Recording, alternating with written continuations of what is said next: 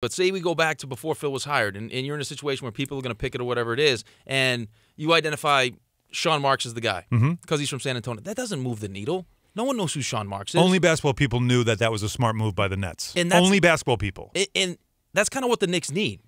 They need a guy like that that's going to come in here, add some stability, that has a track record of doing the right thing as far as being a general manager, has the relationships with agents and everything else. That could be Steve Mills. I don't know. But the fact that the narrative has already started where this is Steve Mills' job for now, we need someone with a bigger name that's going to step in and all of a sudden be that splash. Maybe not necessarily a bigger name. Maybe not necessarily a bigger name. Now, I know everybody's talking about Masai Ujiri. David Griffin's a bigger name. David Griffin is, and I can tell you this, he is somebody that is very much interested in this job. Very much interested, but also trying to be very respectful to Steve Mills. He doesn't want to have everybody out there.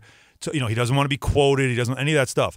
But it's abundantly clear that he would love this job because he sees great opportunity here in the fact that it's not as if, and again, another thing that Ray said in the email today, and he's absolutely right, it's not as if the franchise is in complete shambles. Like, it's one thing if they trade away all your draft picks, you have no cap space, you're completely capped out. Like, that's not the situation here. You have your picks. There is going to be some flexibility down the road once you figure out the Melo thing, and obviously the Noah thing has to be figured out as well.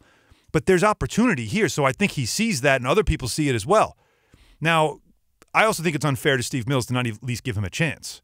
See what he can do. He's been around this franchise a long time, and I do know one thing about Steve Mills. He's been here long enough that he's lived through a lot of the pain and the embarrassment.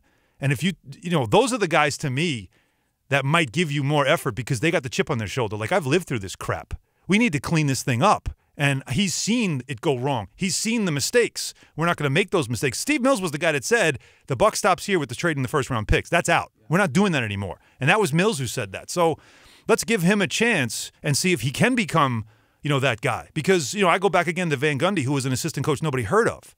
But Ewing loved him. And that's why he kept the job. Even when Phil Jackson was being interviewed and the rumors in '99 were about Phil Jackson coming to the Knicks when he was still in his prime, that would have been the right time to get Phil. But Jeff was here, and everybody loved Jeff because he was the everyman that just lived the job. And I keep going back to that. Whoever is going forward, if it's Steve Mills and Jeff Hornacek, if that's your guys going forward, they have to be obsessed with this job.